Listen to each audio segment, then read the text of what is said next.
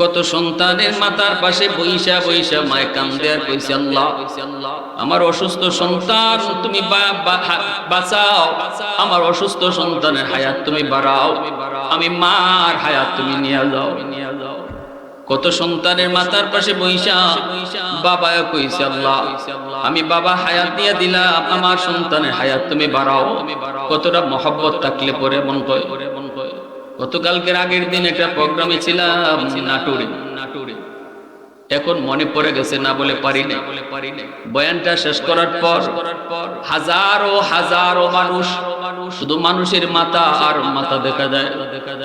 বয়ানটা শেষ হওয়ার পর মানুষগুলি কান্না করে করে যেভাবে হাত মিলাইলো, ভলেন্টিয়ার মানুষগুলা তারা পাগল হয়ে গেছে, মানুষকে ট্যাকেল দিতে পারে না।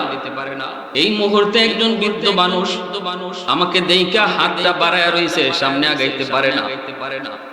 আমি নিজে যায় তার সাথে মিললাম, মানুষটা কান্দে আর চোখের পানি ধরায় কইতেছে, বাজান আমি তোমার জন্য দোয়া করি, আমার হায়াতটা নিয়ে যেন আল্লাহ তোমার হায়াত বাড়ায় দেয়। চোখের পানি রাখতে পারি নাই। এমন দোয়া বাবা করে, মা করে সন্তানের জন্য।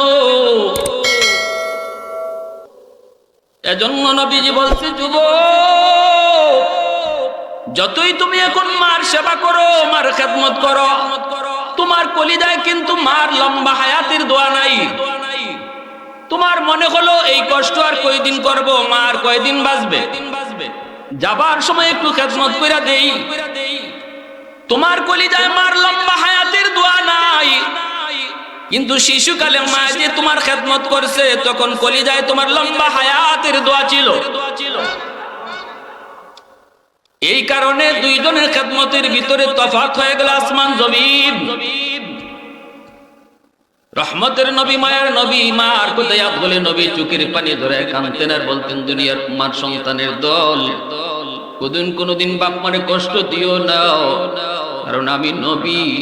জন্মের পরে কোনদিন বাবাকে আমি দেখি নাই, বাবা শুধু দেখি নাই তা না, আব্বুকে ডাক আমি নবী জীবনে দিতে পারি নাই। বাবা ডাকের ভিতরে কত মজা, আব্বা ডাকের ভিতরে কত স্বাদ, আমি নবী তা জানি না রে। বুঝ হওয়ার পর পরে মা হারাইলাম, মার খেদমতটাও আমি জানি না। এজন্য আমার নবী, রহমতের নবী যখন মক্কা থেকে মদিনায় হিজরত করে নবী চলে যাবেন, যেই জায়গাটাতে মার কবর ছিল, ওই জায়গায় যাওয়ার পরে নবী বলতেছেন এখানে একটু নাম। নবীজি এখানে নাই, মা ছোট বাচ্চার মতো হাউমাউ করে কাঁদছেন। এ যুবক, এজন্য বলি মা বাবার এই দুনিয়াতে বহুত বড় নিয়ামত মনে করো, রহমতের ছায়া মনে করো। না না, এই মা অসুস্থ হলো তোমার জন্য অক্সিজেন, এই মা অসুস্থ হলো, এই বাবা অসুস্থ হলো তোমার জন্য রহমতের ছায়া। যতদিন মা বাবা দুনিয়া থাকবে তোমার পিছনে বহুত বড় একটা গাইড। এই বাপ মা থাকার উসিলায় আল্লাহ তোমারে আপদ বিপদ থেকে বাঁচাইবে। এজন্যই আল্লাহ মুসা নবীর কইছিল, মুসা এখন থেকে উশে কইসে আইসো, এখন থেকে সাবধানে পা দিও, কারণ মা দুনিয়ায় নাই, পিছনে আর মার দোয়া নাই, একটু সাবধানে কদম দিও। আল্লাহ কত বড় নিউজটা দিছে তার নবীরে, আল্লাহু আকবার জোরে বলে। এজন্য কদর করো মারে বাবারে, যতদিন পাও ততদিন কদর করো। সাবধান, কলিজায় ব্যথা দিয়ে কথা কইও না। আল্লাহ পাক এজন্যই কইছে, ইম্মা ইয়াবলুগান্না ইনদাকাল কিবারা আহাদুহুমা আও কিলাহুমা ফালা তাকুল লাহুমা উফিন ওয়ালা তানহারহুমা ওয়া কুল লাহুমা কাওলান কারীমা। এজন্য আল্লাহ পাক কইছে, যখন বাপ মা বৃদ্ধ হয় তখন মা বাবার দিকে আলাদা নজর রাখো, কারণ বাবা চোখে কম দেখে, নখ কাটতে গেলে বাবায় হয়তো আঙ্গুল কেটে ফেলবে, মুছ কাটতে গেলে হয়তো বাবায় টুট কেটে ফেলবে। তুমি সন্তান বাবার নখটা কাইটা দিও, মার বাবার মুছটা কাইটা দিও। এর যুবক যতবার মুছ কাটতে গিয়া বাবার চেহারার দিকে নজর পড়লো, আমার নবী রহমতের নবী কতবারই কবুল হজ তোমারে দেওয়া হলো। যেই সন্তানের পিছনে বাপ মার দোয়া আছে, মা বাবার দোয়া তার ইজ্জতের আসনে উঠায়। 3 নাম্বার ফায়দা হইল হাকিমুল উম্মত মুজাদ্দিদ মিল্লাত মাওলানা আশরাফ আলী থানভী রাহমাতুল্লাহি আলাইহি লিখছেন 3 নাম্বার ফায়দা হইল যেই সন্তানের পিছনে তার বাপ মার দোয়া থাকে, এই সন্তানরে আল্লাহ দুনিয়াতেই মক্কা মদিনা দেখায় নেয়। আল্লাহ তারে হজ করার তৌফিক দেয়। কারণটা কি? কারণটা হইল দুনিয়াতে সে মা বাবার চেহারার দিকে তাকাইয়া বহু হজ কামাইছে। হাদিস শরীফে আল্লাহ রাসূল বলেন মা মিন ওয়ালাদিন ইয়ানজুরু ইলা ওয়ালিদাইহি নাযরা রাহমাতিন ইল্লা কাতাবাল্লাহু লাহু বিকুল্লি নাযরাতিন হাজ্জাতাম মাবরুরা। যেই সন্তান মা বাবারে খুশি রেখে চলে, সে যতবার বাপ মার সেরার পায় চায়, ততবারই আল্লাহ তারে কবুল হজের সওয়াব দান করে। সাহাবীরা জিজ্ঞেস করছিল, ইয়া রাসূলুল্লাহ, যদি 100 বার দিনও চায়, সন্তানে যদি মায়ার নজরে বাপ মার সেরার পায় দিনও 100 বার চায়, আল্লাহ কি 100টা হজের সওয়াব দিব? নবী কয় 100টা হজই আল্লাহ তারে দিব। আওয়াজ দিয়ে আরো কোন সুবহানাল্লাহ। যখন এই সন্তান এত হজ কামাই করে বাপ মার সেরার পায় চাইয়া, তখন আল্লাহর কাছে ফেরেশতারা আবদার করে, আল্লাহ তোমার যে বন্দায় মা বাবার চেহারার দিকে তাকাইয়া এত সব কামাইলো, এত হজ কামাইলো, তুমি তারে বাস্তবে হজ করার তৌফিক দাও। সুবহানাল্লাহ, সুবহানাল্লাহ।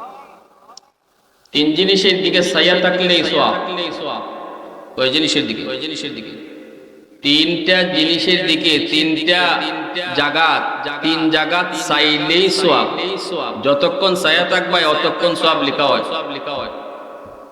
একটা হইল আল্লাহর ঘর খানায় কাবা, বাইতুল্লাহ।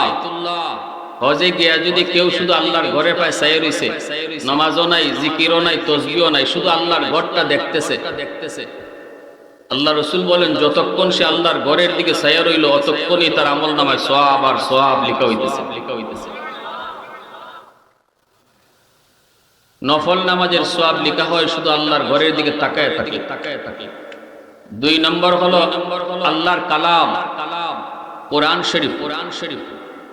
শরীফ শুধু খালি যদি কেউ দেখে, আল্লাহর কোরআন উল্টাইয়া পড়তে পারে না, কিন্তু খালি দেখতেছে, উল্টাইতেছে, আর আল্লাহর কালাম দেখতেছে। আল্লাহ এখানে তুমি যা কইছো সব আমি বিশ্বাস করি। এই কথাটা কইয়া শুধু আল্লাহর কালাম দেখতেছে, পাতা উল্টাইতেছে, দেখতেছে।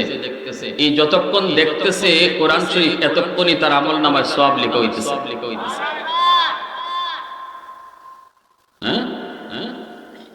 এজন্যই হাকিমুল ইসলাম কারি সৈয়দ সাহেব রাহিমাহুল্লাহ বলেন,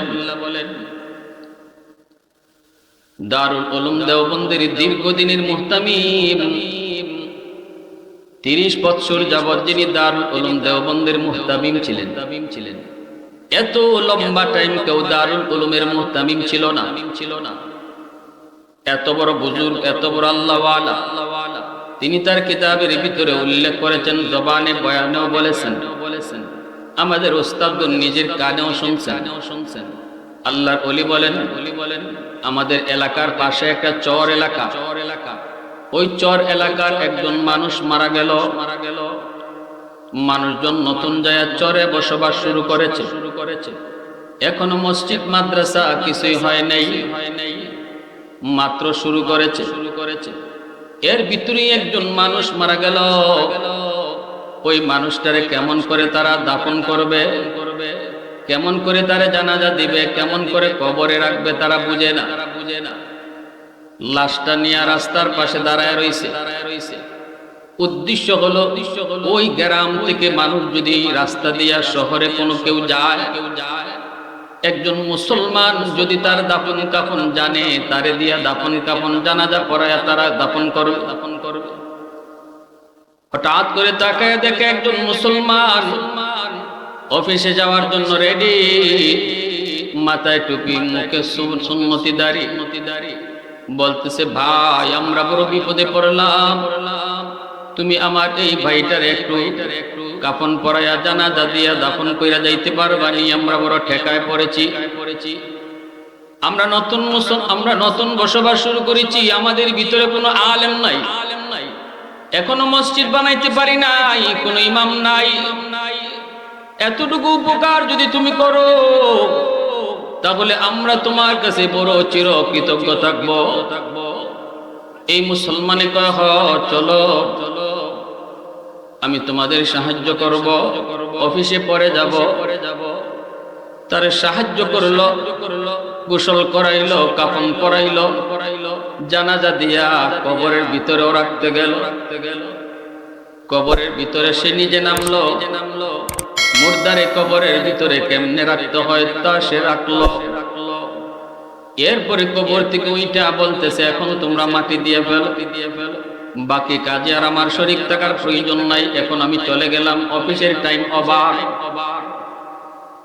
লোকটা অফিসের কাছে গেল, দারোয়ান জিজ্ঞেস করে, আইডি কার্ড দাও। বুকের মধ্যে আইডি কার্ড যখন খুঁজতে গেল দেখে বুকে নাই, বুকের পকেটে আইডি কার্ড নাই। আইডি কার্ড ব্যতীত তারে অফিসে ঢুকতে দেওয়া হবে না, ফ্যাক্টরিতে তারে ঢুকতে দেওয়া হবে না। কয় আইডি কার্ড তোমার দেখাইতে হবে। এখন চিন্তায় পড়ে গেল, আইডি কার্ডটা আমার কোথায় পড়লো? আমি তো আইডি কার্ড পরিচয় পত্র নিয়ে আমি ঘর থেকে বের হয়েছি, এই পরিচয় পত্র আমার কোথায় পড়লো? চিন্তা করে বের করেছে, আমি যে কবরের ভিতরে নামছিলাম আর এরকম নোয়াইয়া লাশটা রাখছিলাম, মনে হয় কবরের ভিতরে আমার পরিচয় পত্রটা পড়ে গেছে। অনেক দামি, অনেক ইম্পর্টেন্ট, গুরুত্বপূর্ণ এই কার্ড ব্যতীত তারে তো অফিসে ঢুকতে দেওয়া হবে না। লোকটা তখন দ্রুত বেগে ওই মানুষগুলার কাছে আবার চলে আসলো। আইসা দেখে তারা দাফন দিয়া কবরে রাইখা সবাই চলে যাইতেছে। দূর থেকে আওয়াজ দিয়ে কই, ভাই তোমরা আমাকে একটু উপকার করো, আমি তো তোমাদের উপকার করলাম, একটু আমার উপকার তোমরা করবানি। বলে কি? কয় আমি তো এই সমস্যায় পড়ছি, মনে হয় কবরের ভিতরে আমার পরিচয় পত্রটা পড়ে গেছে। এখন যদি একটু সুযোগ দাও, আমি কবরটা একটু খুঁজবো, একটু খুঁজে আমার এই পরিচয় পত্রটা নিয়ে আসবো। মানুষেরা কয় অসুবিধা নাই ভাই, আপনি আমাদের অনেক বড় উপকার করছেন, এতটুকু উপকার আমরা আপনার করব, অসুবিধা নাই, আপনি কবর খুঁদেন। সবাই মিলে তারা মাথার দিক দিয়ে কবর খোঁজা শুরু করলো। যেই মাত্র কবর খোঁজার পর কবরের দিকে নজর, দেখতে পেল তার পরিচয় পত্র ঠিকই আছে, কিন্তু ওই মুর্দার চেহারা থেকে নূর বের হইতেছে।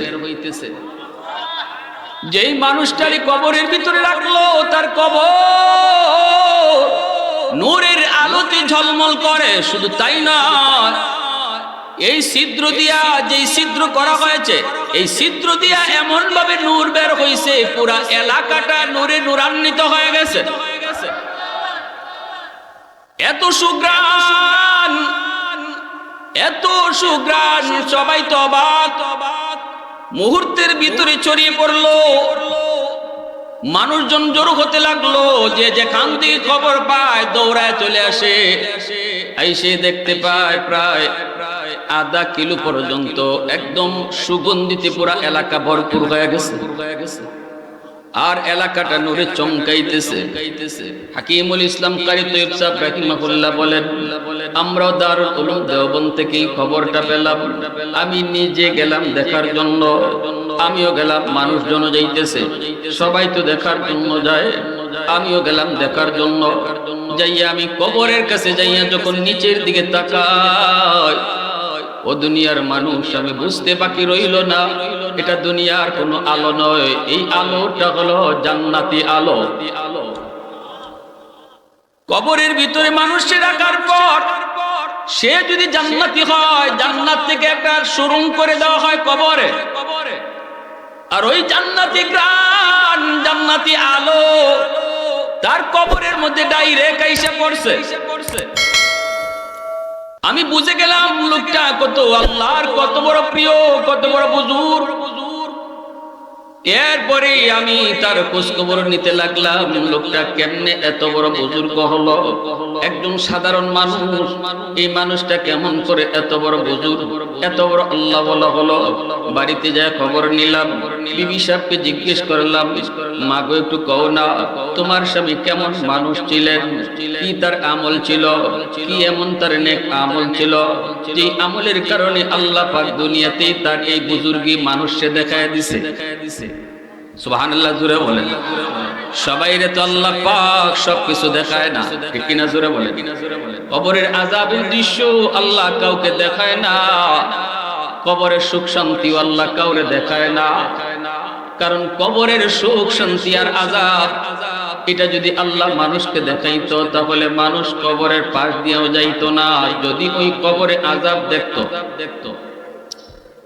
মানুষ বাড়িঘর কবরের পাশে বানাইতো না। সন্তান মা মারা গেলে মার কবরে ঢুকতো না, কারণ মানুষ মারা যাওয়ার পর সে যদি জাহান্নামী হয়, আল্লাহ নবী বলেন তার কবরে আগুন জ্বলতে থাকে, আর ওই আগুন ওই মানুষটা দেখতে পায় যারে, যে মারা গেছে, যারে এখানে রাখা হবে, কেউ দেখে না, কিন্তু সে তার কবরের আগুন দেখতে পায়। মায়ার নবী, দয়ার নবী বলেন, আয়েশা জানোনি একজন মানুষের জীবনের সবচেয়ে বড় অসহায় সময়টা কোনটা? আল্লাহ নবী কয়, আয়েশা সবচেয়ে বড় অসহায় হলো যখন বাবা নিজে দেখে মারা যাওয়ার পর, যখন নিজে দেখে তার কবরে আগুন, আর সন্তানরা দেখে না, সন্তানরা তার লাশটা নিয়ে কবরের আগুনের মধ্যে রাখার জন্য রওনা দেয়। তখন বাবার উঠে কান্দে আর কয়, বাজার নিস না, নিস না, আমার এই জায়গায় রাখিস না। বাবা তোরা কেউ দেখো না, আমি দেখতেছি, আমি দেখতেছি আমার কবরে আগুন, সাপ, এ আমার নিস না, কই নেও, তোমরা কই নিয়ে যাও। এইভাবে কান্না করে, কেউ শুনে না তার কান্না, কেউ শুনে না। আল্লাহ নবী কয়, এই সময়টাই হলো মানুষের জীবনের সবচেয়ে বড় অসহায় সময়। কেউ শুনলো না, কিন্তু কেউ তার কথা বুঝলো না, কেউ তার কথা শুনলো না, তার জোর করেই সেখানে রেখে দিল। এজন্য ভাইরা, বন্ধুরা, মায়ার নবী, দয়ার নবী বলেন, আল কবরু রাউযাতুম মিন রিয়াদিল জান্নাহ আও হুফরাতুম মিন হুফারিন নার। হয় তোমার জন্য কবর হবে জান্নাতের বাগান, নয় জাহান্নামের কুণ্ড। যেই মানুষটা দুনিয়া থেকে বিদায় নেয়, এই মানুষটার চোখে আল্লাহ পাক তার কবরের দৃশ্যটা দেখা দেয়। যদি দেখে আগুন, আগুনও দেখে, যদি তার কবরে হয় জান্নাতের বাগান, সেই বাগানটাও দেখে। সুবহানাল্লাহ, জোরে বল। আমরা মনে করি মানুষ মারা গেলে পরে শেষ না রে যুবক, শেষ হয় না। মানুষ মারা যাওয়ার অর্থ হলো স্থান পরিবর্তন হয়। এজন্য আমরা বলি লোকটা ইন্তেকাল করেছে। আরবিতে ইন্তেকাল শব্দের অর্থই হলো স্থান বদলানো, জায়গা বদলানো। এখানে ছিল, এখন ওখানে গেছে, ছিল মাটির উপরে, গেছে মাটির নিচে। শেষ হয়ে যায় নাই, তার অনুভূতি সব ঠিক আছে, বুঝ শক্তিও ঠিক আছে। কারা কারা তারে কবরে নিয়ে যাইতেছে, এই মানুষগুলার সে ভালো করে চিনে। কে কি বলতেছে তাও কিন্তু মুর্দায় শুনে। নবীজি বলেন, সব শুনে, সব বুঝে, কিন্তু জবাব দিতে পারে না, বুঝাইতে পারে না, বুঝাইতে পারে না। এজন্যই এই কবরটা আমার কেমন হবে কেউ জানে না। আল্লাহর ওলি হাকিমুল ইসলাম কারি তয়্যব সাহেব রাহিমাহুল্লাহ বলেন, আমি তার বিবিকে জিজ্ঞেস করলাম, মা একটু কও না তার কি আমল। তখন মহিলা পর্দার ভিতর থেকে বলতেছে, হুজুর তেমন কোন নেক আমল মনে পড়ে না, তবে যদ্দূর মনে পড়ে আমার স্বামী কখনো নামাজ তরক করতেন না, ওয়াক্ত মতো নামাজ পড়ে নিতেন, আর কখনো মিথ্যা কথা বলতেন না, হারাম কাজ করতেন না। আল্লাহর ওলি কয়, অতিরিক্ত কি আমল একটু বলো, অতিরিক্ত কি আমল একটু শোনাও।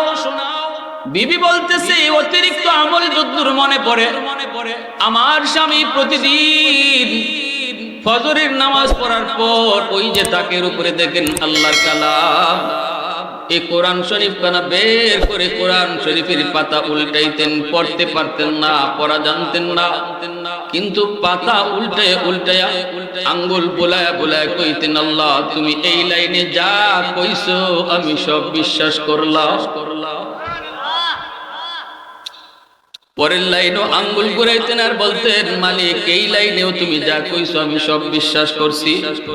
আর চোখের পানির ফুটাগুলি কোরআনের পাতায় পড়তো, শুধু কইতো, মালিক আমার মতো হতো বাগানায়, আমি তোমার কালাম পড়তে জানলাম না, কিন্তু আল্লাহ এই লাইনে তুমি যা বলছো আমি সব বিশ্বাস করি।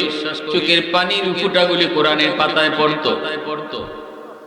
হাকিমুল ইসলাম বলেন, আমি কোরআন শরীফ খানা হাতে নিলাম, হাতে নিয়ে কোরআন খানা উল্টাইলাম।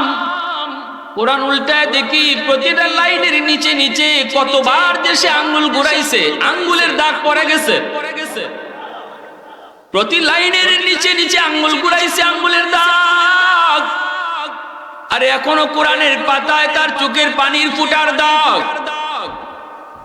আল্লাহ পাক রব্বুল আলামিন এত খুশি হয়েছেন, এত খুশি রব্বুল আলামিন তারে শুধু বুজুর্গার ওলি হিসাবে আল্লাহ কবুল করে নাই, তার উলায়াত তার বুজুর্গি মানুষের সামনেও আল্লাহ প্রকাশ করে দিছে। একটু জোরে করুন না সুবহানাল্লাহ, আর একটু জোরে করুন না সুবহানাল্লাহ। मैं तालिब मौला हूँ मेरे इश्क़ निराला, मैं तालिब मौला हूँ मेरे इश्क़ निराला, है जुमला जहाँ जिनके तजल्ली से उजाला, है जुमला जहाँ जिनके तजल्ली से उजाला, मदर दो जहाँ गैर खुदा यार नदारम, जुज़ियाद खुदा ही चिदिगुर कार नदारम, जुज़ियाद खुदा ही चिदिगुर कार नदारम। मुसलमाনের আওয়াজে বলেন আল্লাহু আকবার, আরো জোরে আল্লাহু আকবার। ভাইরা বন্ধুরা, তখনই হাকিমুল উম্মত বলেন, আমার বুঝ হয়ে গেছে এই আল্লাহর কালামের প্রতি তার যে মহব্বত, তার যে ভালোবাসা, এই ভালোবাসা মহব্বতের কারণে আল্লাহ তারে এত দামি বানায় দিছে। কোরআনকে যে যত বেশি ভালোবাসবে, কিয়ামতের ময়দানে কোরআন তার পক্ষে আল্লাহর আদালতে এত বড় সুপারিশকারী হবে। নবী বলেন, কোন নবীও এত বড় সুপারিশকারী হবে না, কোরআন যার পক্ষে সুপারিশ করবে। ঠিক না? ঠিক না? আল্লাহর কোরআন এত বড় সুপারিশকারী হবে, মরণের পরেই তার বুকের মধ্যে বসা থাকবে। কবরে যাওয়ার পর নুরানি চেহারার একজন যুবক হইয়া পাশে বসা থাকবে। মুনকার নাকির ফেরেশতা যখন কইব, কে তুমি, একটু হর, আমরা আল্লাহর বান্দারে কিছু প্রশ্ন করব, নিরিবিলি একা একা জবাব দিবে শুধু সে, তুমি সর। তখনই বলবে, না আমাকে সরতে বলবো না, আমি আমার বন্ধুকে ছেড়ে যাব না। দুনিয়াতে আমার বন্ধু আমাকে ভুলে নাই, প্রতিদিন কোনো না কোনো এক টাইমে আমি কোরআনকে কাছে নিত, বুকে নিত, কোরআন পড়তো, আমারে বলতো না। আজ আমিও তারে ভুলবো না। তোমাদের যা জিগাইবার জিগায় যাও, তারে জান্নাতে ঢুকানোর আগ পর্যন্ত আমি কোরআন তার সঙ্গ ছাড়ব না। অথচ মুসলমানের ঘরে আজকে কোরআনের কোনো দাম নাই, কোরআনের ইজ্জত নাই, কোরআনের সম্মান নাই, কোরআনের তিলাওয়াত নাই, মহব্বত মুসলমানের ঘরে নাই। মা বোনেরা, রহমত চাও, ঘরে কোরআন তেলাওয়াত করো, দিনে একবার হলেও কোরআন তেলাওয়াতের আমল করো ঘরে। পুরুষ হও নারী হও, একটা রুটিন করো। হয় তুমি একদিন নয় আমি একদিন, এভাবে বিবির সাথে একটা পরামর্শ করো, সন্তানের সাথে পরামর্শ করো। একটা দিন, পুরা একটা দিন যেন খালি না যায় যে আজকের দিনে কোরআন একবারও ঘরে পড়া হয় নাই, এমন যেন না হয়। বেশি কঠিন আমল নয়, আমলটা সহজ, লম্বা পড়াও পড়তে হবে না, আধা ঘন্টাই পড়েন না, না পারেন 20 মিনিটই পড়েন, কিন্তু দিনে একবার ঘরে কোরআন তেলাওয়াত হবে, করব। একটু নিয়তটা কার কার পাক্কা আছে, একটু হাত উঠে আল্লাহর দেখান। আল্লাহ তুমি কবুল করো, জোরে কোন আমিন, আরো জোরে কোন আমিন। মুসা নবী আল্লাহ আমার সাথে তুর পাহাড়ে তুমি কথা বলো, আমি সারা আর কারোর সাথে কথা বলবানি। তুকাল্লিমু মাই হাল তুকাল্লিমু আহাদান গায়রি। আল্লাহ কয় মুসা তোমার সাথে যে কথা বলি, তোমার মাঝে আমার মাঝে একটা পর্দা আছে, কিন্তু এমন একটা উম্মত ভবিষ্যতে আসতেছে যেই উম্মতের সাথে আমি আল্লাহ কথা বলবো, কিন্তু মাঝখানে কোনো পর্দা থাকবে না। সুবহানাল্লাহ, সুবহানাল্লাহ। মুসা নবী এত বড় পয়গম্বর, কিন্তু আল্লাহ কয় কোন নবী নয়, তারা একজন নবীর উম্মত। এই উম্মতের সাথে আমি আল্লাহ কথা বলবো, মাঝখানে কোনো পর্দা থাকবে না। মুসা নবী কয় মালিক এরা কারা? আল্লাহ পাক কয় উম্মতে আহমদ, উম্মতে মুহাম্মদ। এরা হলো আমার বন্ধুর উম্মত, উম্মতে মুহাম্মদ। মুসা নবী কে আল্লাহ কেমনে ওরা কথা বলবে? আল্লাহ বলেন এরা যখন নামাজে দাঁড়াইবে তখনই আমার সাথে কথা বলবে। মুসাল্লি ইউনাজি রব্বা, এজন্য নামাজি আল্লাহর সাথে কথা কয়। মুসা নবী কয় মালিক বুঝলাম নামাজি তোমার সাথে কথা কয়, কিন্তু তুমি কেমনে কথা কইবা? আল্লাহ কয় যখন এরা কোরআন তেলাওয়াত করব তখন আমি তাদের সাথে কথা বলবো। নামাজি আল্লাহর সাথে কথা কয়, আর কোরআন তেলাওয়াতকারীর সাথে আল্লাহ নিজে কথা কয়। সুবহানাল্লাহ, জোরে কর, আর একটু জোরে কর সুবহানাল্লাহ। কোরআনের হক, এ যুবক মনে রাখো, আল্লাহর কালামের হক হলো কোরআন সহি শুদ্ধ করে তেলাওয়াত শিখা। এটা হলো কোরআনের হক। এই সহি শুদ্ধ করে কোরআন যে শিখবে না, কিয়ামতের মাঠে কোরআন কিন্তু তোমার বিরুদ্ধে আল্লাহর আদালতে মামলা দিব। আল্লাহ আমার হক আদায় করে নেই। এই কোরআন আমি ছিলাম তার ঘরে, কিন্তু কোরআন তেলাওয়াত করা জানতো না। 2 নম্বর হক হলো কোরআনের কোরআন বুঝা পড়া, বুঝার চেষ্টা করা। 3 নম্বর হক হলো কোরআন মতো জীবন চালানো। এজন্য বলতেছিলাম আল্লাহর কালাম এত দামি, এত দামি। আল্লাহ যত বড় তার কালাম তত বড়। আল্লাহর কালামের সাথে যেই সম্পর্ক তৈরি করবে আল্লাহ তারেও সম্মানী বানায় দিবে। সুবহানাল্লাহ, জোরে বলেন। আমরা সম্মানী হতে চাই না? কোরআনের সাথে যার সম্পর্ক যত বেশি হইব আল্লাহ কুদরতি ভাবে তারে সমাজের মানুষের মাঝে দামি বানায় দিবে। কেউ টেরো হইতো না, সাধারণ মানুষ, কিন্তু আল্লাহ তার ইজ্জত বাড়াইতেই থাকবে যদি আল্লাহর কোরআনের সাথে তার সম্পর্ক থাকে। কোরআনের খাতিরে আল্লাহ তার ইজ্জত বাড়া। আমার ভাইরা বলতেছিলাম এজন্য আল্লাহর কোরআন দেখলেই সওয়াব। 3 নাম্বার হলো মা বাবার চেহারার দিকে নজর করলেই সওয়াব। তাহলে কয় জিনিসের দিকে তাকাইলেই সওয়াব? ঘরে জুড়ে বলেন কয় জিনিস? মনে থাকবে তো? 1 নাম্বার হলো খানায়ে কাবা, বাইতুল্লাহ, আল্লাহর ঘর। আল্লাহর ঘর দেখলেই সওয়াব, আল্লাহর ঘর দেখলেই সওয়াব। আরে মহব্বত নিয়ে দিলের সাথে যদি তুমি আল্লাহর ঘর ছবি দেখো, আল্লাহর ঘরের একটা ছবি দেখতেছো, হয়তো তোমার চোখের সামনে আল্লাহর ঘর বাইতুল্লাহ, খানায়ে কাবা আর ছবিটা পড়ছে, হয় মোবাইলে হোক আর যে কোনো ছবিতে হোক। মহব্বতের সাথে যদি আল্লাহর ঘর খানা তুমি একটু নজর করে তাইছে মায়ার নজরে দেখো, এটা তো আল্লাহ তোমার আমল নামায় সওয়াব উঠায় দিব।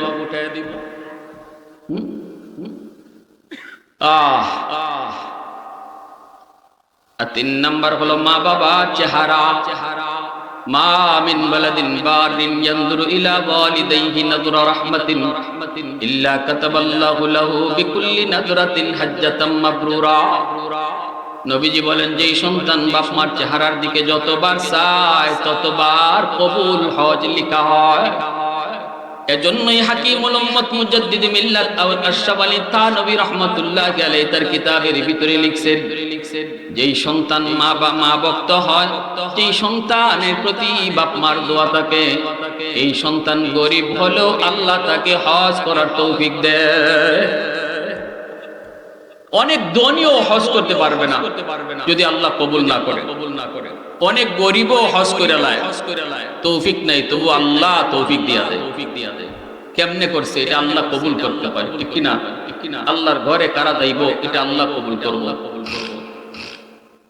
এজন্য আমার ভাইরা বন্ধুরা বলতেছিলাম, যুবক মনে রাখো, তোমার আমার জিন্দেগির মধ্যে আল্লাহ পাক কিছু লাইট লাগায়া দিছে, কিন্তু লাইট আল্লাহ জ্বালায়া দেয় নাই।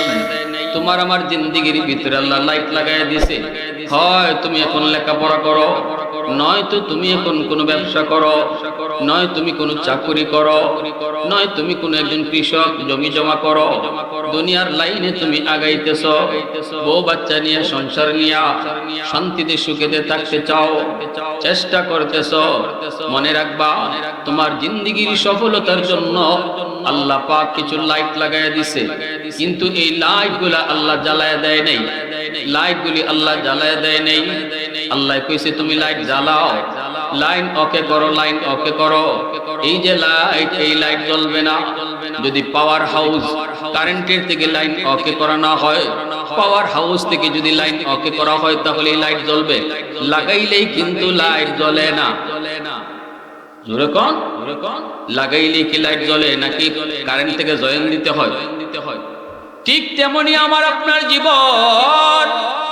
এ যুবক, তোমার আমার জীবনে আল্লাহ এমন কিছু লাইট লাগায় দিছে, জ্বালায় দেয় নাই, জ্বালায় দেয় নাই। আল্লাহ বলছে মা বাবা হলো তোমার জীবনের পাওয়ার হাউস, ওখান থেকে লাইন ওকে করো, আমি আল্লাহ জিন্দেগির লাইট জ্বালায় দিব। ওখান থেকে লাইন ওকে করো, জিন্দেগির লাইট আমি জ্বালায় দিব। ব্যবসা বাণিজ্যে সফলতা চাও, লেখাপড়ায় তুমি বরকত চাও, চাকুরিতে তুমি প্রমোশন চাও, বিদেশে যাওয়ার জন্য বহু চেষ্টা করো, জমি জমা করো, ফসলে বরকত চাও, দুনিয়ার লাইনে তুমি সফলতা চাও। এই সফলতার লাইট যদি জ্বালাইতে হয়, মা বাবা থেকে লাইন ওকে করা লাগবে। এই লাইন যদি কাটা থাকে, যত চেষ্টাই তুমি করো লাইট কিন্তু জ্বলবে না। এই লাইন যদি তুমি কাটো, কখনো লাইট জ্বলবে না, লাইট লাগানোই থাকবে, জ্বলবে না, জ্বলবে না। জীবনের বাতি হলো কল আল্লাহ লাগাইছে, জ্বালায় দেয় নাই। তোমার আমার জীবনের পাওয়ার হাউস হলো মা বাবা, পাওয়ার হাউস হলো বাপ মা 1 নাম্বার, পাওয়ার হাউস হলো 2 নম্বরে মুরব্বীরা, পাওয়ার হাউস হলো 3 নম্বরে উলামায়ে কেরাম। এলাকার মুরব্বীদের দোয়া নেও, এত আল্লাহ তোমার জিন্দেগির লাইট জ্বালায় দিব। এমনি ভাবে উলামায়ে কেরামের দোয়া নেও, উলামায়ে কেরামের সাথে সম্পর্ক ভালো রাখো, উলামায়ে কেরামের অন্তর থেকে দোয়া যত নিবা, আল্লাহ তত তোমার লাইটের পাওয়ার বাড়ায় দিব। জোরে কন্না সুবহানাল্লাহ, আরো জোরে কোন সুবহানাল্লাহ। এজন্য বলি ভাইরা, মনে রাখবা যুবক, হয় তোমার মা আজকে দুনিয়ায় আছেন, নয়তো তোমার আব্বা দুনিয়া আছেন, নয়তো তোমার কেউ দুনিয়াতে নাই। যাদের বাপ মা দুনিয়া আছেন তাদেরকে হাতে ধরে পায়ে ধরে বলবো, সাবধান সাবধান, মা বাবার কান্দাইয়া জীবনে কোনোদিন তুমি সফলতা পাইবা না, কোনদিন পাইবা না। লেখাপড়ায় বরকত হবে না, ঠিক না? ব্যবসা বাণিজ্য তুমি লাভ দেখবা না, চেষ্টা তুমি কম করো না, কিন্তু এরপরও ধরতে পাইবা না। বরকত আল্লাহ উঠায় নিব, অভাব তোমার যাবে না, অভাব তোমার যাবে না, যাবে না। এজন্যই তো মুসা নবী কইছিল, আল্লাহ বন্ধু কেডা হইব একটু কইবাইনি। আল্লাহ কয় যাও এক কসাই। মুসা নবী কসাই ঠিকানা লইয়া চলে আসছেন। আয়েশা বলতেছেন, ভাইরে আমি একটু মুসাফির মানুষ, তোমার বাড়ির মেহমান হতে চাই, নিবাইনি। কসাই কয় হ চলেন। বাড়িতে নিয়ে আসলো মুসা নবীরে। মুসা নবী তো নিজের পরিচয় দিলেন না। উদ্দেশ্য হলো লোকটা কি আমল করে একটু দেখবেন, যে আমলের কারণে আল্লাহ তারে জান্নাতে মুসা নবীর বন্ধু বানায় দিছে। মুসা নবী দেখে লোকটায় ঘরে ঢুইকাই মা রুমে আগে ঢুকছে, বুড়া মা বিছানায়, এই মাকে কুলে নিয়া তুলা তুলা সন্তানে খাওয়াইতেছে আদর কইরা কইরা। আর মা সন্তানের হাতে খানা খাইতেছে আর টুটটা নাড়ায়া নাড়ায়া কি যেন দোয়া করতেছে। মুসা নবী দেখে ছোট্ট ছোট্ট দুইটা বাচ্চা বাবার পা জড়ায় ধরে কাঁদতেছে আর কয়, আব্বু পেটের ক্ষুধায় বাঁচি না, একটু খানা দাও। বাবার হাতে খানা, এর পরও বাবা সন্তানের মুখে খানা দেয় না, বরং মাথায় হাত বুলায় আদর করে আর কয়, বাবা একটু অপেক্ষা করো, আগে তোমার দাদুরে খানা খাওয়াই, তারপরে খানা খাওয়াবো। কলিজার টুকরা সন্তান পা পইরা গেছে বাবা, এরপর বাবা দরদি হয় না, আগে আমার মারে খাওয়াবো তারপরে সন্তানরে দেখবো। মুসা নবী কয়, ভাই রে এই আমল কতদিন যাবত তুমি করো? লোকটায় কয়, ভাই 40 বছর যাবত। জোরে কও না সুবহানাল্লাহ। মুসা নবী কয়, মা কি যেন দোয়া করলো বুঝি নাই। সাথে সাথে লোকটায় কয়, আমার মা দুইটা দোয়া করে, একটা দোয়া হলো আল্লাহ পাক যেন আমাকে দুনিয়াতে অভাব না দেয়। মা এই দোয়াটা কবুল হয়ে গেছে, আমি বাস্তবে পাইছি আমার কোনো অভাব নাই। সুবহানাল্লাহ জোরে বলেন। বাস্তবে কোনো অভাব নাই, বাস্তবে কোনো অভাব নাই। 2 নম্বর আরেকটা মায় দোয়া করে, এই দোয়াটা কেমনে কবুল হইব আমার বুঝে ধরে না, কিন্তু সারা জীবন ধরে মা এই দোয়াটা কইয়া যাইতেছে। আমি তো আশ্চর্য হই, আম্মা এটা কিতা কয়? মুসা নবী কয়, কি কইছে তোমার মা? কয়, মার 2 নম্বর দোয়াটা হলো, আল্লাহ জান্নাতে মুসা নবীর বন্ধু আমার সন্তান রে তুমি বানাইও। আর একটু আওয়াজ দিয়ে কন্যা সুবহানাল্লাহ, আর একটু জোরে কন্যা সুবহানাল্লাহ। পৃথিবীতে মায়ের মতো আপন কেউ হবে না, পৃথিবীতে মায়ের মতো আপন কেউ হবে না। তোমরা কোনোদিনও মায়েরই মনেতে কষ্ট দিও না, তোমরা কোনোদিনও মায়েরই মনেতে কষ্ট দিও না। পৃথিবীতে মায়ের মতো আপন কেউ হবে না, পৃথিবীতে মায়ের মতো আপন কেউ হবে না। তোমরা কোনোদিনও মায়েরই মনেতে কষ্ট দিও না। কত পাপী এমন আছে মাকে কষ্ট দেয়, মায়ের মনে কষ্ট দিয়ে অভিশাপ নেয়। মায়ের মনে কষ্ট দিলে খোদা যে সহে না, মায়ের মনে কষ্ট দিলে খোদা যে সহে না। তোমরা কোনোদিনও মায়েরই মনেতে কষ্ট দিও না, তোমরা কোনোদিনও মায়েরই মনেতে কষ্ট দিও না। মুসা নবী কই, ভাই আয় আমার বুকে আয়, আয় ভাই আমার বুকে আয়। আমি হলাম বনি ইসরাইলের নবী, যার নাম মুসা পয়গম্বর। আয় আমার বুকে আয়। তোমার মার দ্বিতীয় দোয়াটাও আল্লাহ কবুল কইরা নিছে। আমি আল্লাহর কাছে জানতে চেয়েছিলাম, মালিক জান্নাতে আমার বন্ধু কে হবে? আল্লাহ আমারে তোমার ঠিকানায় পাঠায় দিছে। এখন আমার বুঝ হয়ে গেল, এই মার দোয়ার কারণে আল্লাহ তোমাকে জান্নাতে আমার বন্ধু বানায় দিছে। এজন্য বলি যুবক সাবধান, একটু ভালো করে ইয়াদ কইরো, যতই তুমি আমি খেদমত করি মায়ের, যত খেদমতি করো, নবী কয় কোনদিন মার খেদমতের বদলা হবে না। শিশুকালে যেই মা সন্তানকে খেদমত করলো, সন্তানের সেবা করলো, এই সেবার বদলা কোনদিন সন্তান দিতে পারবে না। এমনকি নবীজি বলেন, সন্তান তার চামড়া দিয়ে যদি মার জুতা বানায়, তবুও মার 1 ফোঁটা দুধের ঋণ শোধ হবে না। সাহাবী বলে, ইয়া রাসূলুল্লাহ, আমার মা আমাকে শিশুকালে যেইভাবে আদর করছে গো নবী, আমি তো মারে এইভাবে আদর করি, এইভাবেই মার সেবা করতেছি। নবী কই, কেমনে? আমার মা শিশুকালে আমারে কুলে তুইলা খাওয়াইছে, আমি এখন বৃদ্ধ বয়সে মারে কুলে তুইলা খাওয়াই। মা শিশুকালে আমাকে গোসল করাইছে, আমি মারে নিজের হাতে গোসল করাই। শিশুকালে আমার মা আমার প্রস্রাব পায়খানা নিজের হাতে পরিষ্কার করছে। আমিও এখন বৃদ্ধ বয়সে মার প্রস্রাব পায়খানা নিজের হাতে পরিষ্কার করি। কোন মানুষ রাখি না, বউকে দেও করাই না, আমি নিজে করি। আল্লাহু আকবার জোরে বলেন। আমি আমার মাকে কাঁধে নিয়ে আল্লাহর ঘর বাইতুল্লাহ খানায় কাবা বহুবার তওয়াফ করেছি। মারে কোলে নিয়ে আমি বহুবার আল্লাহর ঘর তওয়াফ করেছি। ওগো নবীজি একটু বলেন আমার মার খেদমতের বদলা হলো কি হলো না? আল্লাহর নবী কয় কোনদিন হয় নাই, আসমান জমিন তফাৎ রয়ে গেছে।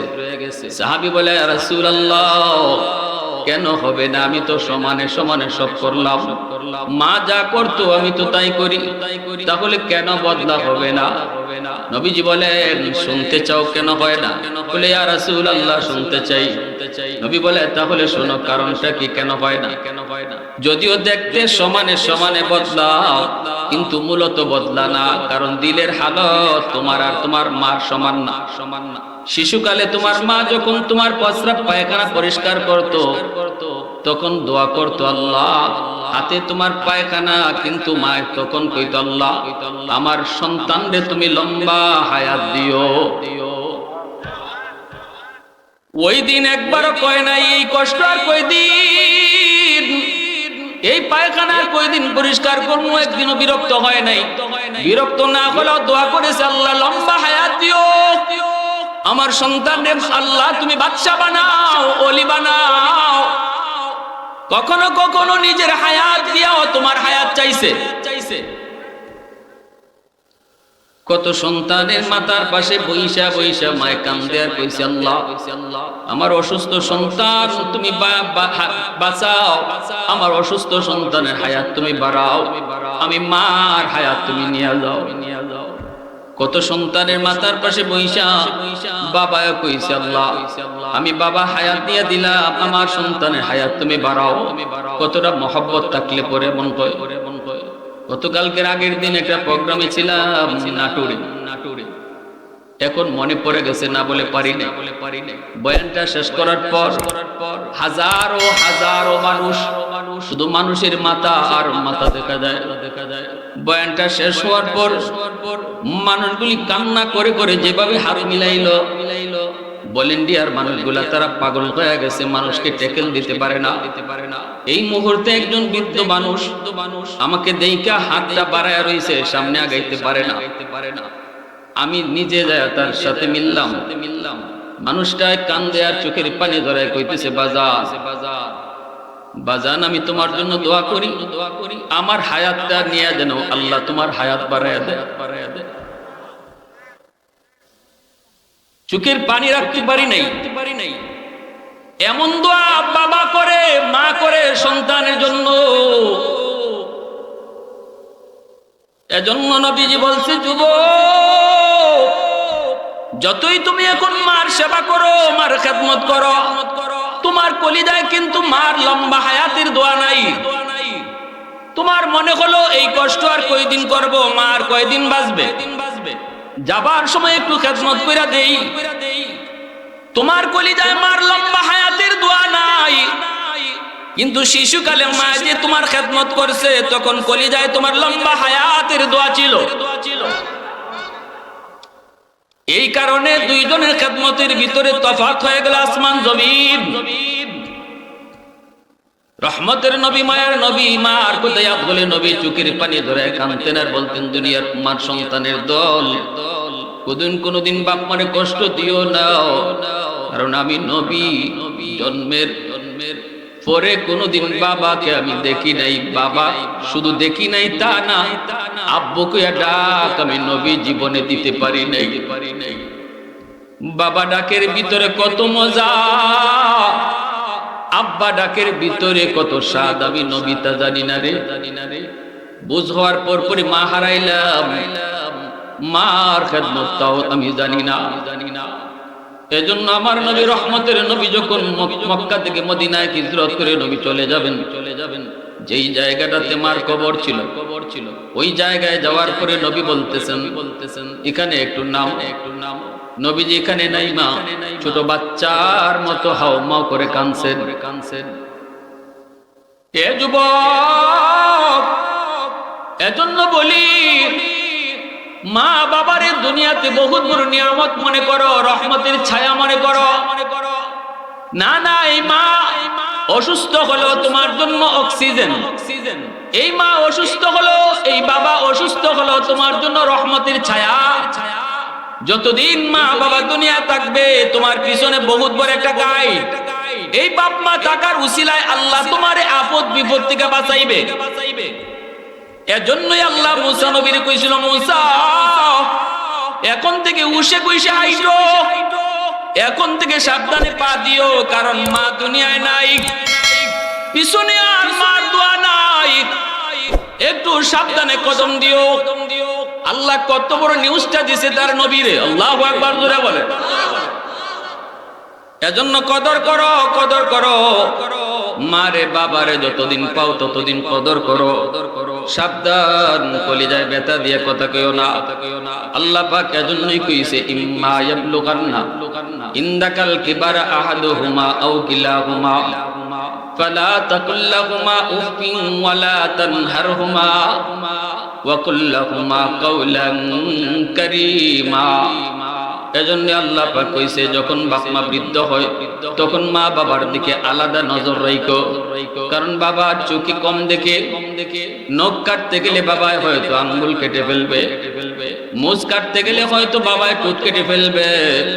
তুমি সন্তান বাবার নখটা কাইটা দিও, মার বাবার মুছটা কাইটা দিও। এর যুবক যতবার মুছ কাটতে গিয়া বাবার চেহারার দিকে নজর পড়লো, আমার নবী রহমতের নবী কয় ততবারই কবুল হজ তোমারে দেওয়া হলো। নখটা কাইটা দিতেছো, নখ কাটতে গিয়া বাবার চেহারার দিকে নজর তোমার পড়বেই পড়বে, ততবার আল্লাহ তোমার আমল নামায় কবুল হজ উঠে দিবে। এজন্য বলি, আল্লাহ পাক বলছে বৃদ্ধ বয়সে সাবধান, বাপ মার দিকে আলাদা নজর রাখো, কারণ বৃদ্ধ বয়স বাপ মা শিশু বাচ্চার মতো হয়ে যায়, কখন কি কয় তা ঠিক থাকে না, এক জিনিস হয়তো বারবার কয়। বিরক্ত হইও না, বিরক্ত হইও না, আহ ও শব্দটা মুখ দিয়ে বের কইরো না, কারণ শিশুকালেও তুমি এক কথা বারবার কইছো, তখনও কিন্তু বাপ মা রাগ করে নাই। বারবার তুমি কইছো, বারবার জিগাইছো, এরপরও বাবা রাগ করে নাই, রাগ করে নাই। হাকিমুল উম্মত তিনি কিতাবের ভিতরে লিখেন, একজন বাবা জোয়ান ছেলেরে নিয়ে বসছে, একজন বাবা জোয়ান ছেলেকে নিয়ে বসছে, গাছের ডালে কা কা কা করে। বাবাই বলতেছে বাজার নিচে কিসে ডাকে, ছেলে বলতেছে এটা কাক। বুড়া বাবা চোখে ঠিক মতো দেখে না, কানে ঠিক মতো শুনে না, আবার কয় আব্বা এটা কিসে ডাকে, ছেলে কয় বললাম তুই এটা কাউয়া। আবার বাপে কয় বাবা বুঝি না এটা কিসে ডাকে, তখনই ছেলে রাগ কইরা কয় কইলাম না এটা কাউয়া কাউয়া। তিনবারের মাথায় ছেলে রাগ করছে, ঠিক না, ঠিক না, কতবার কইতাম, কতবার কইতাম। তখনই বাবা ছেলেকে বুকে জড়ায় কান্দে আর কয় বাজার, প্রথমবারই আব্বাই বুঝছি তুমি যে কইছো এটা কাক, কিন্তু এরপর আমি বারবার কেন জিজ্ঞেসি পরীক্ষা করার জন্য। বাবা শুন, শিশুকালের কথা মনে পড়ে গেছে, এই জায়গাটাতেই তোমাকে নিয়ে আমি আব্বা বসাছিলাম, গাছের ডালে এইভাবে একটা কাক কাকা করতেছিল, আর তুমি আমাকে বারবার বলতেছিলে আব্বু এটা কিসে ডাকে, আব্বু এটা কিসের ডাক।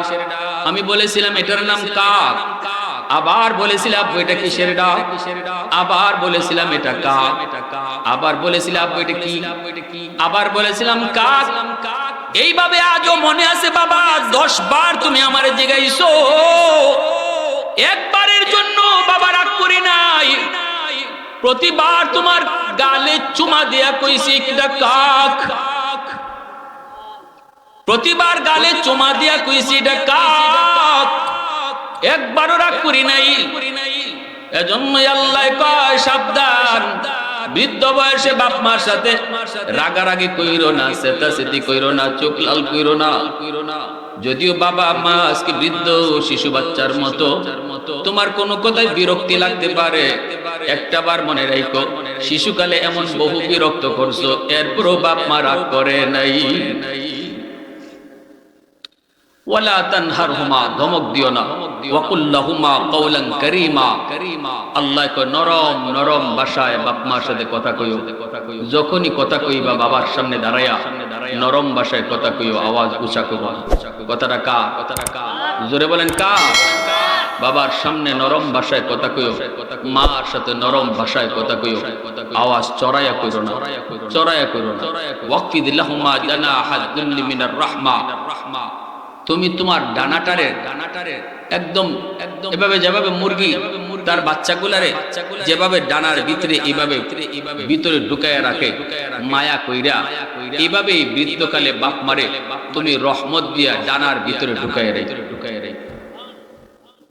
وقل لهما قولا كريما واخفض لهما جناح الذل من الرحمة وقل رب ارحمهما كما ربياني صغيرا। আর আল্লাহ বলে আপনার জন্য যখনই দোয়া করবা, আমি আল্লাহ একটা দোয়া শিখাই দিতেছি, এই দোয়াটাই কইরো। আল্লাহ দোয়া শিখাই দিতেছে, যে দোয়া আল্লাহ শিখায়, বলুন তো দোয়া কবুল করবে কে? যিনি দোয়া কবুল করবে ইনি যদি দোয়া শিখায়া দেয়, তাহলে বোঝা গেল এইভাবে দোয়া করলে ইনি দোয়া কবুল করবে, এর ভিতরে কোনো সন্দেহ নাই। ঠিক না? ফ্যাক্টরির মালিক যদি কয় সবাই তো আইসে চাকরির লাগি, আমি তো নিমু একজন, তোমারে আমার বড় মায়া লাগছে, আমার কাছে কেমনে দরখাস্ত লিখতে হয়, সবাই তো যার যার মতো করে লিখবো, আমি তোমারে আমার কাছে কেমনে দরখাস্ত লিখতে হয় আও তোমারে লিখকে দেই বা লেখাটা দেখাইয়া দেই। মালিক যদি এরকম কোন একজনের মায়া কইরা কাছে নিয়া দরখাস্ত কেমনে লেখন লাগে তারে হিকাইয়া দেয়, যে বেটায় দরখাস্ত কবুল করব, ইনি যদি দরখাস্ত লিখে দেয়, তাহলে বোঝা গেল আর কেউ চাকরি হোক না হোক তার চাকরি যে হইব কোনো সন্দেহ। জোরে কম। ঠিক তেমনি আল্লাহ বাপ মার দোয়ার ক্ষেত্রে আল্লাহ বলতেছে নিজে নিজে দোয়া কইরো না, বাপ মার দোয়াটা কেমনে করবা আমি আল্লাহ বলতেছি ইবাই কইরো, তাহলে বোঝা গেল ইবাই করলে আল্লাহ কবুল করব, কোনো সন্দেহ। এই দোয়াটা কিতা? রাব্বির হামহুমা, সবাই পড়েন রাব্বির হামহুমা কামা রাব্বায়ানি সগীরা, রাব্বির হামহুমা কামা রাব্বায়ানি সগীরা। এই দোয়াটা এইভাবে কইরো। দোয়াটার অর্থ হলো আল্লাহ কইতেছে বান্দা, যে দোয়াটা আল্লাহ শিখাইছে এই দোয়াটার অর্থটা কি একটু জানবার ইচ্ছা আছে তো? সবার ইচ্ছা আছে না যে এই দোয়াটার মধ্যে এমন কি আছে যে আল্লাহ নিজে এই দোয়াটা শিখাইছে, আর এই দোয়াটা কিভাবে করলে আল্লাহ কবুল করেই লইব। দোয়াটার মধ্যে কথা এমন কি কথা যে কথাটা আল্লাহ কবুল করে। দোয়াটার মধ্যে কথা হইল আল্লাহ কইতেছে রব্বির হামহুমা কামা রাব্বায়ানি সগীরা। আল্লাহ কইতেছে বন্ধু তুমি তোমার উম্মতরে কইয়া দাও, যখন বাপ মার লাগে দোয়া করে কইতো আল্লাহ আমার আব্বা আম্মার উপরে তুমি দয়া করো, আমার আব্বা আম্মার উপরে রহম করো, আমার আব্বা আম্মার উপরে মায়া করো, যেভাবে আমার আম্মা যেভাবে আমার আব্বা আমার শিশুকালে মায়া করছে এইভাবে মায়া করি। সুবহানাল্লাহ। আরো আস্তে কোন কি ভাই হ্যাঁ, শিশুকালে যে বাপ মা সন্তানকে কি মায়া করছে, এরা সন্তান বড় হইলে ভুইলা যায়, কিন্তু আল্লাহ ভুলে না। কে বলে না? আল্লাহ ভুলে নাই। আল্লাহ জানে কি জাত মায়াটা করছে। না খাইয়া তোমারে খাওয়াইছে, 5টা ডিম রান্না হইছে গরম, 5 জন সদস্য, বাবা গরিব মানুষ, কোন রকম মায় 5টা ডিম রাঁধছে, 5 জনে খাইব, কিন্তু 4টা ডিম আমরা খাইলাম, মা নিজের ডিমটা খায় না। স্কুল থেকে আসবে আমার সন্তান, এসেই বলবে আম্মু পেটে ক্ষুধা লাগছে, তখন আমি মা তারে কি দিব? এই চিন্তা করে মা নিজে খায় না, নিজের ডিমটাও সন্তানের জন্য রেখে দিত। অফিস থেকে স্কুল থেকে যায় কইতো মা পেটে ক্ষুধা, তখনই মায় কইতো আয় বাজার, এই ডিমটা মায় তখন সন্তানের কাছে দিয়া খাওয়াইতো। সন্তান তো ভদ্র ছেলে, সন্তান কইতো আম্মা তুমি ডিম খাইছনি, ও আম্মা তুমি খাইছনি। তখনই মায় মাথায় হাত বুলাইয়া চোখের পানি চাইরা, গরিবের সংসার, অভাবের সংসার, মা কেমনে কয় বাজান আমি খাই নাই, আমার ডিমটা তোরে খাওয়াইতেছি, সন্তান নাও খাইতে পারে। এই কথা শুনলে পরে সন্তান নাও খাইতে পারে। তখন মা সন্তানের সাথে একটা মিথ্যা কথা কইতো, সন্তানের সাথে মিথ্যা কথা কই আমায় কইতো বাজান হো আমি খাইছি তুমি খাও, তুমি খাও। জীবনে এমন কত মিছা কথা, জীবনে এমন কত মিছা কথা মায়ের সন্তানের সাথে কইল, জীবনে মা এমন কত মিছা কথা এই সংসারের জন্য মা কইল। আজ তুমি সন্তান মার জন্য একটু হাত উঠাইবার সময় পাও না, আজ তুমি মার কবরটা দেখো, মার জন্য একটু দোয়া করার টাইম পাও না। বাজারে চইলা যাও, মার কবরটা দেখো, একটু দোয়া করলা না, এতটুকু দোয়া করলা না। আল্লাহ যে দোয়াটা শিখাইছে, রব্বির হামহুমা কামা রব্বায়ানি সগীরা। এ যুবক চলন্ত পথে বাবার কবরটা দেখে এই দোয়াটাও যদি করো, আল্লাহর সাথে সাথে কবরে এই দোয়াটা ফাটাইয়া দেয়, সাথে সাথে মার কবরে এই দোয়াটা আল্লাহ ফাটাইয়া দেয়। নবীজি বলে সাগরের মাঝখানে নৌকা ডুবলে যেমন যাত্রীরা হাবুডুবু খায় আর কয় বাঁচাও বাঁচাও বাঁচাও বাঁচাও, নবী কয় কবরের ভিতরে তোমাদের মা বাবা দাদা দাদি আত্মীয় স্বজন এইভাবে হাত উঠায় কইতেছে কইরে আমার বাজান, কইরে আমার বাবা, কইরে আমার সন্তান, আমারে বাঁচাও বাঁচাও বাঁচাও। ওই মুহূর্তে যদি দোয়াটাও করো, সাথে সাথে আল্লাহ পাক তাদের কবরে পাঠায়, আর কবরে তখন ঈদের মতো তারা আনন্দ পায়। আল্লাহ আমাদেরকে সবকিছু বুঝা এবং সে অনুযায়ী চলার, বাপ মার খেদমত কইরা, মা বাবার মন জয় কইরা, সব সময় বাপ মার দোয়া লইয়া ঘরে বাইরে চলার তৌফিক আল্লাহ দান করুন। ঘর থেকে বাইরে মার দোয়াটা লইয়া যাও, বাবার দোয়াটা লইয়া যাও। ঘর বাজার থেকে কিছু আনছো, বাবার হাতে আইনা দাও, মার হাতে আইনা দাও। মা কিন্তু এটা নিজে খাইতো না, তোমার সন্তানরে আগে খাওয়াইবো, ঠিক না? কিন্তু মার হাতে দেওয়ার কারণে মার দিল খুশি, বাবার দিল খুশি। আল্লাহ বলে আমি আল্লাহ তোমার উপর খুশি। বাপ মারে খুশি করছো এ খালি কমলা দিয়া, আমি আল্লাহ তোমার উপর খুশি হয়ে গেছে, খুশি হয়ে গেছে। সুবহানাল্লাহি ওয়া বিহামদিহি সুবহানাল্লাহিল আযীম। এজন্য আজকের মাহফিল যে যুবকরা আয়োজন করছে, এই মাহফিলকে আল্লাহ কবুল করেন। যে যুবক আজকে এত সুন্দর মাহফিল করে, এই যুবকদেরকে আমাদের উৎসাহ দেওয়া দরকার। যুবকদেরকে যদি আমরা ওয়াজ মাহফিলের দিকে উৎসাহ না দিই, যুবকরা ভিন্ন পথে চলে যাবে। যে সমাজের যুবকরা ভালো থাকে, ভালো পথে চলে, এই সমাজ ভালো থাকে, ঠিক কিনা?